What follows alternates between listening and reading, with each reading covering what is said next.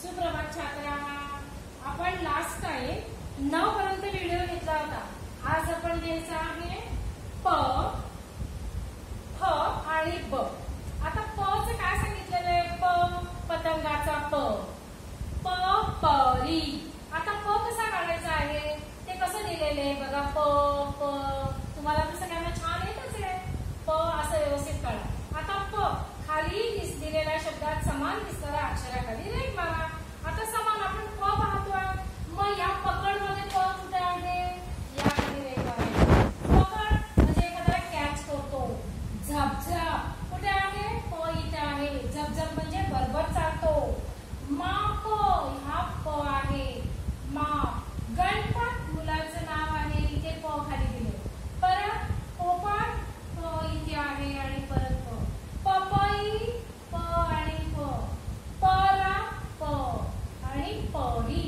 आता दुसरा मोठा शब्द सांगितला आहे फ। आता याचा जर तुम्हाला माहिती आहे पोपट, पोपट म्हणजे काय? पॅरेट। पपई म्हणजे पपया। परात म्हणजे आपण घरामध्ये काय कणिक आटा मळतो ती परात, आणि परी म्हणजे फैरी। आता फ, फचं काय सांगितले बघा? फळा। आपण काय म्हणतो? फळाचा फ। आणि ते सगळे काय दिसतात? फ्रुट्स म्हणजे फळे। मेनी आहेत म्हणून काय म्हटलेलं आहे? फळे। फळा, फळाचा फ आणि फळचा फ, इथे मेनी आहे। तसंच फ कसा काढलेला आहे बघा। आता आपण खाली दिसणाऱ्या समान अक्षरांखाली रेघ मारा। आता या फळ मध्ये फ कुठे बघा? फळ, फळ म्हणजे फळ। वाफ, फ बेफार। फणा, नागाचा फणा असतो तो। नंतर फळी, फळी म्हणजे काय? Plant, cardboard. नंतर परत फ, फ फडफड। फेदर्स पक्षी कसे करतात? फडफड करतात। फणस, फचा फ म्हणजे जॅकफ्रूट।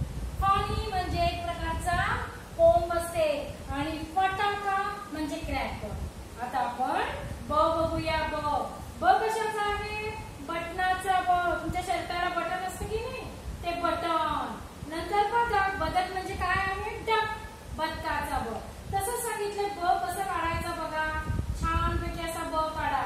आता ब या शब्दांमध्ये ब दिसणाऱ्या अक्षरांखाली रेघ मारायची। आता सांगितलंय ब, बस। बस म्हणजे तुमची स्कूल बस आहे। रबर, रबर म्हणजे काय? रेझर। बबन, बच्या खाली रेघ मारायची। बबन म्हणजे नाव आहे। बदाम, बदाम तुम्ही खाता की नाही? ड्राय फ्रुट्स मध्ये बदाम। बडबड, बडबड म्हणजे काय? सारखं एखादा बोलत असतो त्याला म्हणतो बडबड करतोय। बदक, बदकाचा ब। अबब, ब खाली दिसणाऱ्या शब्दांखाली रेघ मारायचं। आता हा व्हिडिओ मध्ये मी तुम्हाला जे केलंय त्याप्रमाणे तुम्ही व्हिडिओ करा आणि मला